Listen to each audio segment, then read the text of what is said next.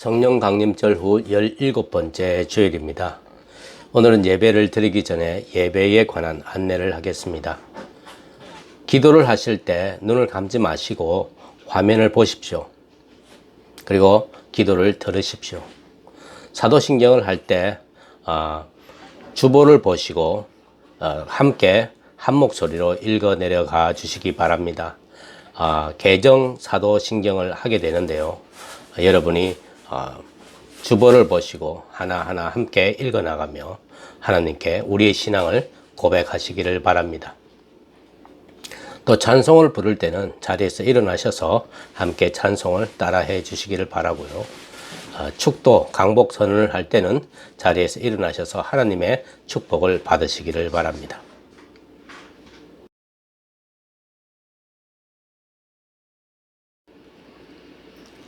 성령 강림절 후 17번째 주일 예배를 하나님께 드리겠습니다. 우리 온 마음과 정성을 다하여 하나님을 예배하십시다. 오늘 이 아침에 주시는 하나님의 말씀은 시편 100편 1절로부터 5절의 말씀입니다. 온 땅이여 여호와께 즐거운 찬송을 부를지어다. 기쁨으로 여호와를 섬기며 노래하면서 그의 앞에 나아갈지어다. 여호와가 우리 하나님이신 줄 너희는 알지어다. 그는 우리를 지으시니요 우리는 그의 것이니 그의 백성이요 그의 기르시는 양이로다. 감사함으로 그의 문에 들어가며 찬송함으로 그의 궁정에 들어가서 그에게 감사하며 그의 이름을 송축할지어다. 여호와는 선하시니 그의 인자하심이 영원하고 그의 성실하심이 대대에 이르리로다. 아멘. 우리 함께 기도하겠습니다. 독생자를 보내셔서 우리를 죄악 가운데서 구원하여 주신 하나님, 감사와 찬송과 영광을 올려드립니다. 오늘도 세상의 험한 길에서 방황하며 지치고 피곤한 저희들을 불러주시고 평안과 안식과 기쁨을 주시니 감사를 드립니다. 주님께서 저희들을 구별하여 자녀를 삼아 주신 것 같이 저희들도 세상에서 우리 자신을 성별하여 정결한 몸과 마음으로 하나님께 경배 드립니다. 삼일째 거룩하신 하나님, 아벨이 드리는 제사를 기쁘게 받으신 것처럼 온 정성을 다하여 드리는 우리의 예배를 기쁘게 받아 주옵소서. 예수님의 이름으로 기도합니다. 아멘.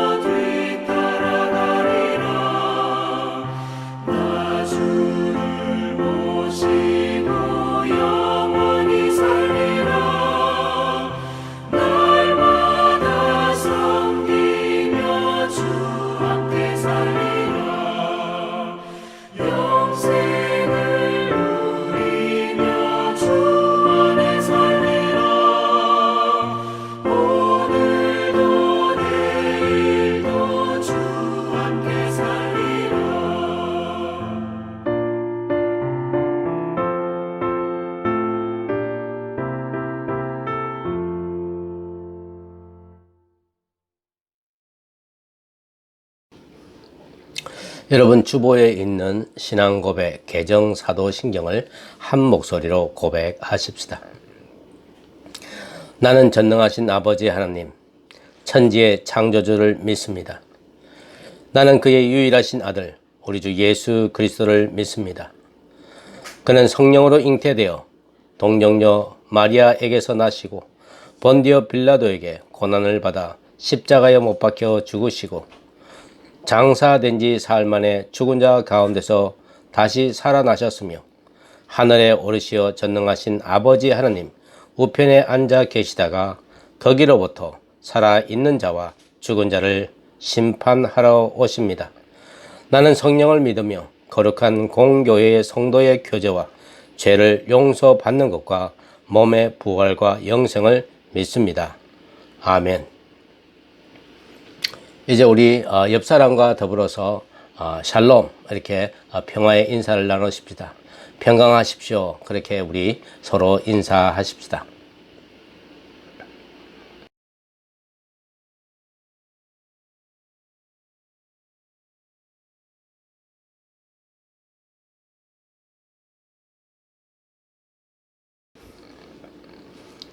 오늘 우리에게 주어진 하나님의 말씀은 구약 성서 사사기 13장 2절로부터 14절의 말씀입니다. 2절입니다. 소라 땅의 단 지파의 가족 중에 마노아라 이름하는 자가 있더라. 그의 아내가 임신하지 못하므로 출산하지 못하더니 여호와의 사자가 그 여인에게 나타나서 그에게 이르시되 보라, 네가 본래 임신하지 못함으로 출산하지 못하였으나 이제 임신하여 아들을 낳으리니 그러므로 너는 삼가 포도주와 독주를 마시지 말며 어떤 부정한 것도 먹지 말지니라. 보라, 네가 임신하여 아들을 낳으리니 그의 머리 위에 삭도를 대지 말라. 이 아이는 태에서 나옴으로부터 하나님께 바쳐진 나실인이 됨이라. 그가 블레셋 사람의 손에서 이스라엘을 구원하기 시작하리라 하시니 이에 그 여인이 가서 그의 남편에게 말하여 이르되 하나님의 사람이 내게 오셨는데 그의 모습이 하나님의 사자의 용모 같아서 심히 두려움으로 어디서부터 왔는지를 내가 묻지 못하였고 그도 자기 이름을 내게 이르지 아니하였으며 그가 내게 이르기를 보라, 네가 임신하여 아들을 낳으리니 이제 포도주와 독주를 마시지 말며 어떤 부정한 것도 먹지 말라. 이 아이는 태에서부터 그가 죽는 날까지 하나님께 바쳐진 나실인이 됨이라 하더이다 하니라. 마노아가 여호와께 기도하여 이르되 주여 구하옵나니 주께서 보내셨던 하나님의 사람을 우리에게 다시 오게 하사 우리가 그 낳을 아이에게 어떻게 행할지를 우리에게 가르치게 하소서 하니 하나님이 마노아의 목소리를 들으시니라. 여인이 밭에 앉았을 때에 하나님의 사자가 다시 그에게 임하였으나 그의 남편 마노아는 함께 있지 아니한지라. 여인이 급히 달려가서 그의 남편에게 알려 이르되 보소서, 전일에 내게 오셨던 그 사람이 내게 나타나나이다 하며 마노아가 일어나 아내를 따라가서 그 사람에게 이르러 그에게 묻되 당신이 이 여인에게 말씀하신 그 사람이니까 하니 이르되 내가 그로다 하니라. 마노아가 이르되 이제 당신의 말씀대로 되기를 원하나이다. 이 아이를 어떻게 기르며 우리가 그에게 어떻게 행하리이까. 여호와의 사자가 마노아에게 이르되 내가 여인에게 말한 것들을 그가 다 삼가서 포도나무의 소산을 먹지 말며 포도주와 독주를 마시지 말며 어떤 부정한 것도 먹지 말고 내가 그에게 명령한 것은 다 지킬 것이니라 하니라. 누가복음입니다. 누가복음 1장 57절로 66절의 말씀입니다. 57절입니다. 엘리사벳이 해산을 기한이 차서 아들을 낳으니 이웃과 친족이 주께서 그를 크게 긍휼히 여기심을 듣고 함께 즐거워하더라. 8일이 되매 아이를 할례하려 와서 그 아버지의 이름을 따라 하고자 하더니 그 어머니가 대답하여 이르되 아니라 요한이라 할 것이라 하며 그들이 이르되 내 친족 중에 이 이름으로 이름한 이가 없다 하고 그의 아버지께 멈칫하여 무엇으로 이름을 지으려 하는가 물으니 그가 서판을 달라 하여 그 이름을 요한이라 쓰며 다 놀랍게 여기더라. 이에 그 입이 곧 열리고 혀가 풀리며 말을 하여 하나님을 찬송하니 그 근처에 사는 자가 다 두려워하고 이 모든 말이 온 유대 산골에 두루 퍼지매 듣는 사람이 다 이 말을 마음에 두며 이르되 이 아이가 장차 어찌 될까 하니 이는 주의 손이 그와 함께 하심이러라. 하나님의 말씀입니다.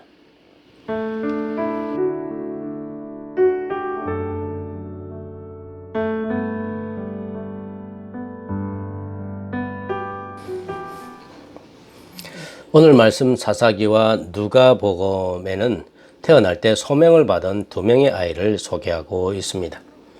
사사기는 이스라엘의 마지막 사사인 삼손에 관한 것이고요. 누가복음은 이스라엘의 마지막 선지자인 세례 요한에 관한 것입니다. 삼손과 세례 요한 공통점이 두 가지 있습니다. 소명을 받았다고 하는 것이고요. 두 사람 다 아이를 낳지 못하는 가정에서 하나님의 선택함을 입었다는 사실입니다.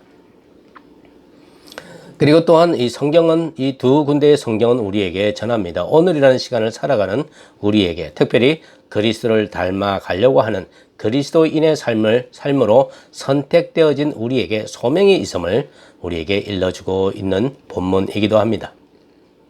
먼저 소명이 무엇인지 찾아보십시다. 소명이라고 하는 것은 한자어로 부를 소자와 목숨 명자입니다. 맡은 사명에 대해서 생명을 바칠 결단이 있느냐, 그것을 말한다고 하는 거죠.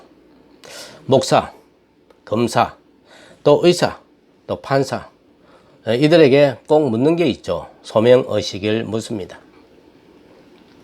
하는 일에 목숨을 걸고 할 수 있느냐, 하는 일에 목숨을 바칠 결단이 있느냐, 이런 의식이라기보다는 모든 일에 공정하게 할 수 있느냐, 그 일 할 때에 부귀영화 누릴 수 없으니까 배 골물 일도 있고 부당한 대우를 받을 수도 있다. 그럼에도 불구하고 자신의 소임을 다 할 수 있겠느냐라는 소명의식, 사명의식이 있느냐고 묻는 것이라는 거죠. 오늘 구약에 보면 사사기는 이스라엘이 출애굽하여서 가나안에 정착한 후에 왕을 세우기 전까지의 스토리를 담고 있습니다. 사사, 영어로는 judge, 요즘 말만 판사라고 이야기할 수 있는데요. 재판한다 어떤 사법적인 용어이지만 실제 사사들이 맡은 책임들은 군 통수권, 그리고 정치적인 리더, 또한 더 나아가서 재판을 관장하는 일을 했습니다. 이러한 이 책임들이 통일 왕국 시대, 사울과 다윗과 솔로몬으로 이어지는 통일 왕국 시대에는 이것을 말하여 왕이 가지는 지위를 말하는 거죠. 왕이 했던 일을 사사들이 했다고 하는 것입니다. 삼손을 이스라엘의 마지막 사사로 세우게 된 배경이 있습니다. 그가 태어난 목적이죠. 이스라엘 민족이 정착했던 가나안 땅을 빼앗기 위한 정복 전쟁의 리더, 앞장서 있는 블레셋으로부터 이스라엘을 구원하기 위함이었습니다. 사사시대의 이스라엘은 여러 다양한 민족으로부터 괴롭힘을 당하고 압제를 당하기도 하지만 블레셋에게만큼은 엄청나게 괴로움을 당합니다. 굉장히 오랫동안 블레셋과 이스라엘은 서로 원수 관계에 있습니다. 주전 12세기경에 바다 사람들이라 불리우는 블레셋은 발칸반도와 흑해 연안에서 남쪽으로 내려와 지중해를 건너 애굽을 침공했습니다. 그러다가 점차 가나안 해안 지역인 가사, 그리고 아스골론, 아스돗, 가드, 에글론, 이런 5도시 국가 연맹을 가나안 땅 해변 지역에 건설하면서부터 가나안 땅에서 이스라엘과 갈등의 역사가 시작되었습니다. 블레셋은 철기 문명으로 무장을 하고 영토 확장 중에 이스라엘이 그들의 압제에 들어가게 되었는데 이 시기에 삼손이 출생하게 됩니다. 이스라엘은 블레셋에게 무려 40년을 고통을 당합니다. 강력한 군사 문화로 무장된 블레셋에게 이스라엘 민족이 어려움을 당하고 있었던 그 시대에 대를 이을 아이를 임신하지 못하는 가정의 어려움은 이스라엘 민족이 이방에게 압제를 당하는 고통보다 더 견디지 못할 고통이었습니다. 농경 사회에서 자녀가 많다는 것 축복이죠. 그러나 단 지파의 마노아 가족은 그런 축복을 누릴 수 없는 불임 가정이었습니다. 그 가정은 매일 태를 열어달라고 안타깝게 간구를 하지만 무응답이었습니다. 사람들의 눈에 임신이 불가능한 집안으로 낙인이 찍힌 상태입니다. 그 말은 곧 가망이 없는 집안이라는 뜻입니다. 정말 하나님의 은혜가 임해야 하는 집안이었던 거죠. 그렇게 모두가 포기하고 있을 때에 여호와의 사자가 마노아의 아내에게 임신 소식을 전하면서 태어날 아기는 나실인으로 구별된 자이며 그가 할 일은 블레셋에서 이스라엘을 구원할 자라고 일러줍니다. 이 장면과 비슷한 장면이 누가복음 1장 11절 이하에 나옵니다. 천사가 세례 요한의 아버지 사가라에게 나타나서 요한의 어머니 엘리사벳의 임신 소식을 전해주는 것이죠. 임신 소식을 듣는 장면은 같습니다. 하지만 마노아와 사가라의 반응은 각각 다릅니다. 우리는 이 대목을 숨죽이고 들으면서 교훈을 얻어야 하겠습니다. 마노아는 아내에게서 기이한 소식을 듣고 어떻게 하느냐면 기도로 하나님께 묻습니다. 엘리사벳의 임신 소식을 들은 사가랴는 제사장이죠. 어떻게 반응했습니까? 내가 늙었는데 그게 가능합니까? 반신반의하였습니다. 하지만 마노아는 오히려 적극적이었습니다.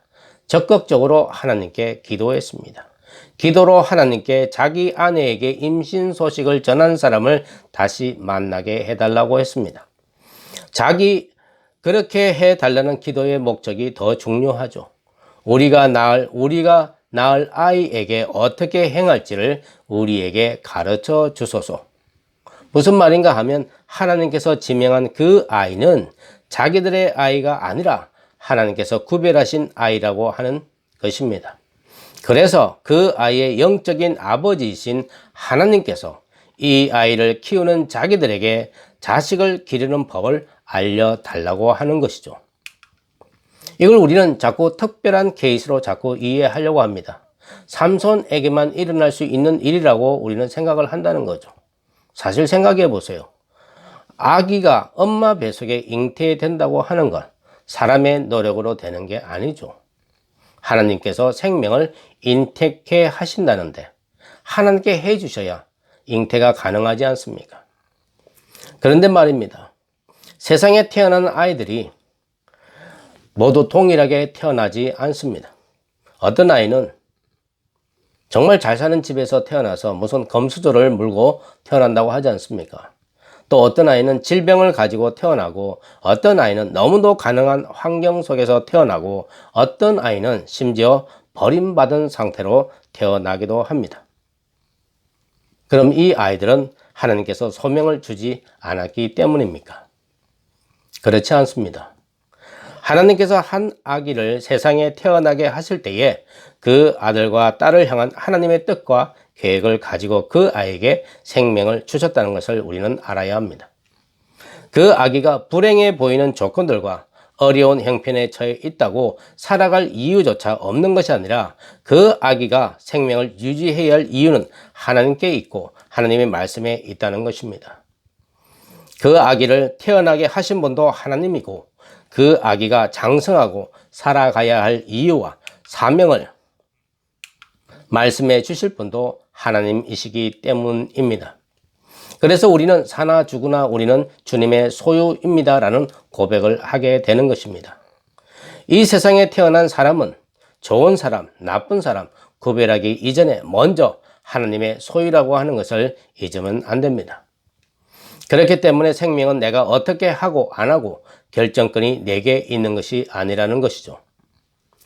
내 인생이니까 내 마음대로 한다? 성립이 안 됩니다. 고린도전서 6장 19절 20절은 우리에게 말합니다. 내 생명이 내 것이 아니라 성령의 전이라고 했습니다. 하나님의 소유라고 하는 겁니다. 내가 내 마음대로 어떻게 할 수 있는 인생도 생명도 아니라는 것입니다.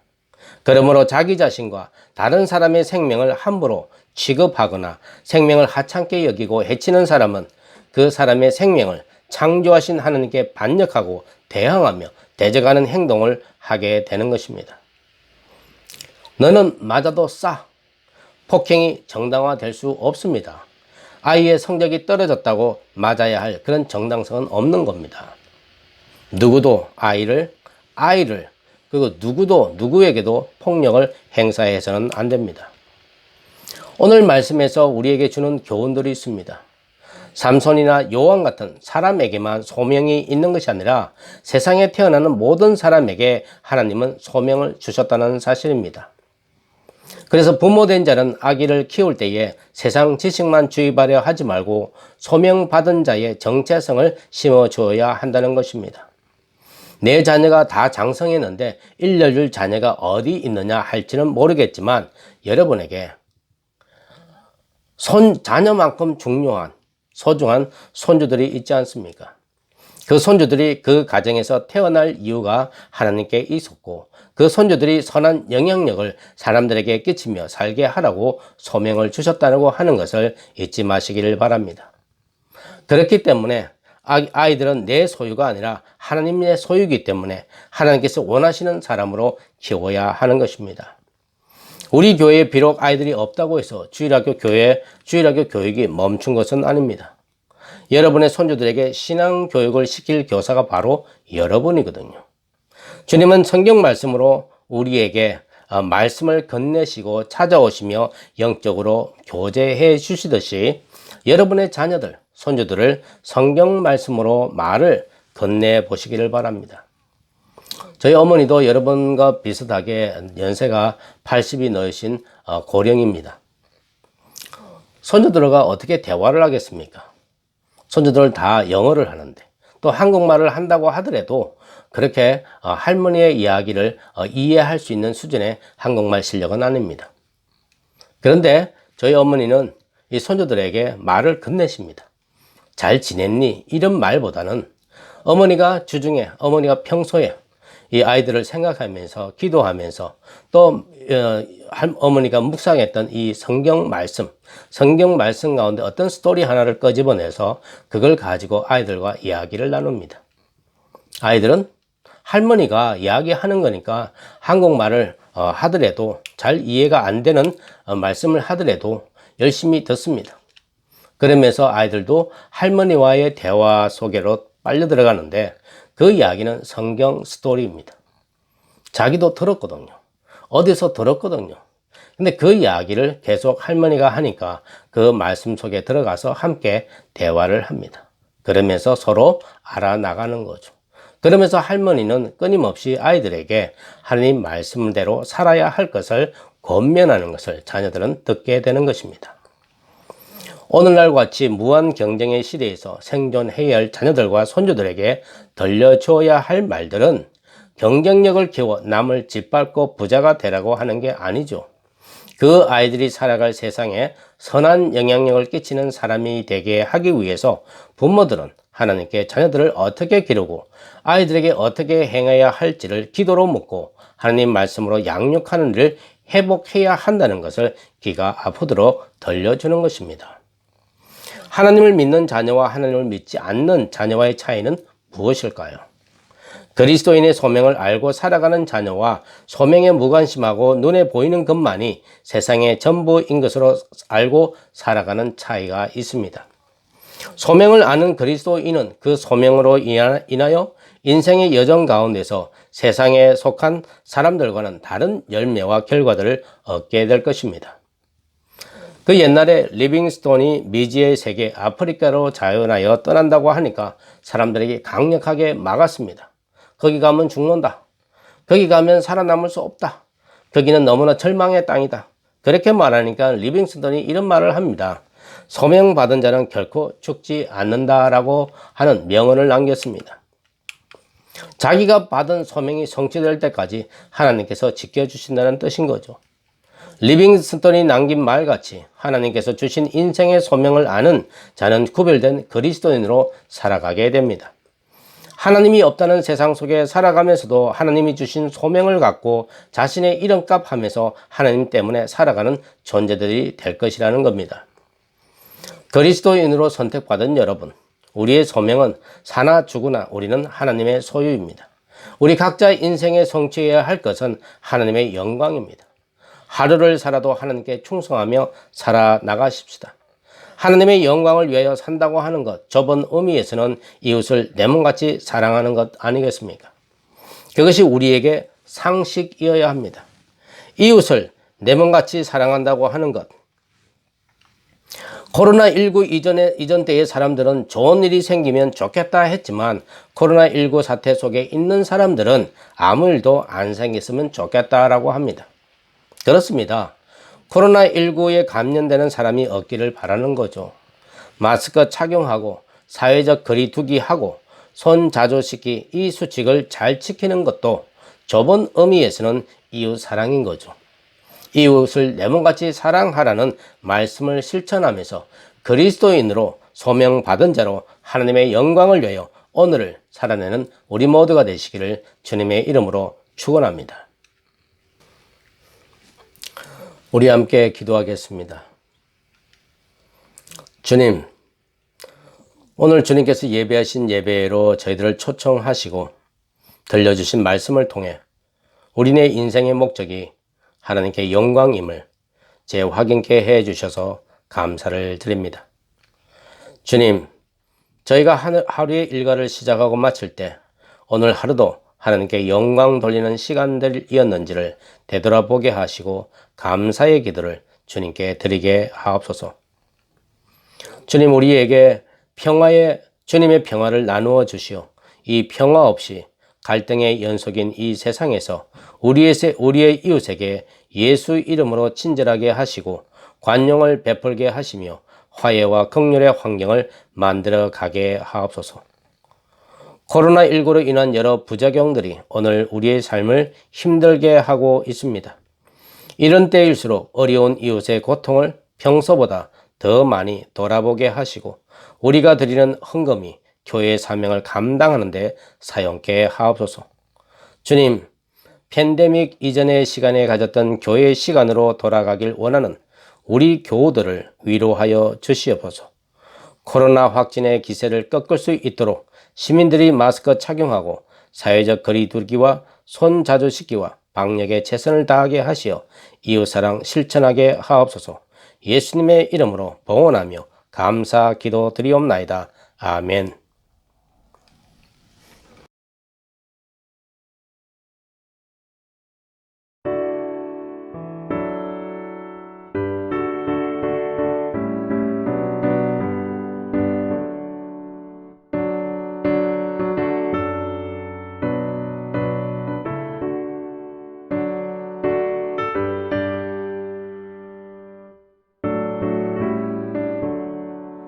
주여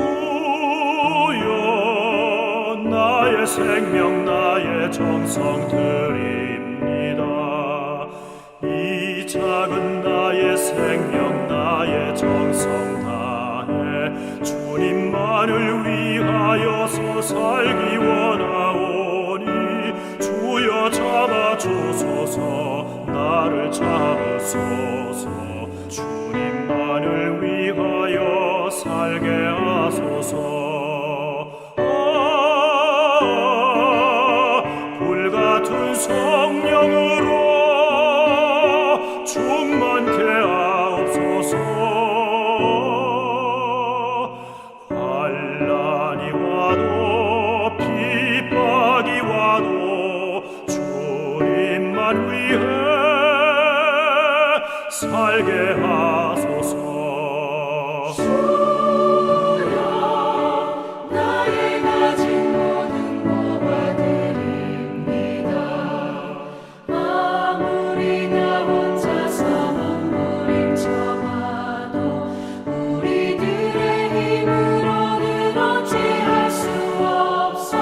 주만을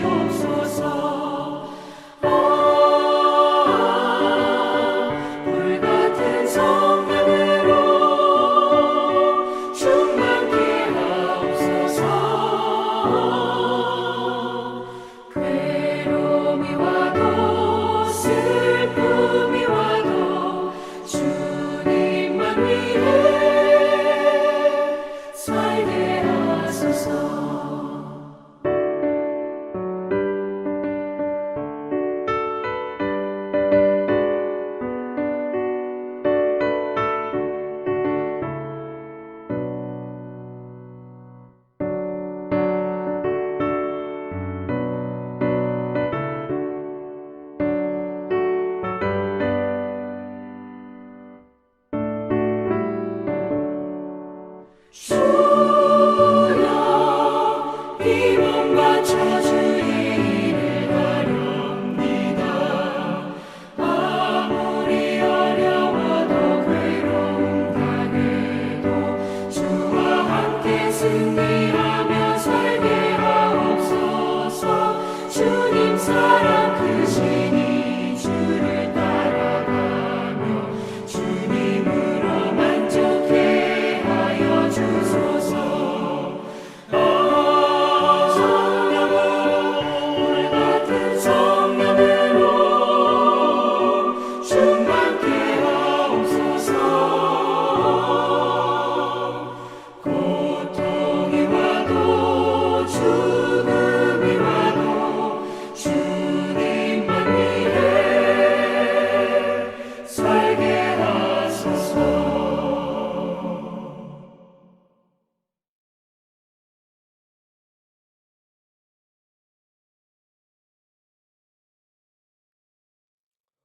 성도 여러분, 평화 가운데 세상으로 나아가십시오. 용기를 가지고 선한 것을 붙잡고 누구에게도 악을 악으로 갚지 말고 마음이 약한 자들에게 용기를 주고 연약한 자들의 힘이 되고 고통 가운데 있는 자들을 도우며 모든 사람들을 존경하고 성령이 주시는 능력 가운데 기뻐하면서 주님을 사랑하며 섬기십시오. 주 예수 그리스도의 은혜와 하나님의 사랑과 성령의 교통하심이 너희 머리와 함께 있을지어다. 아멘.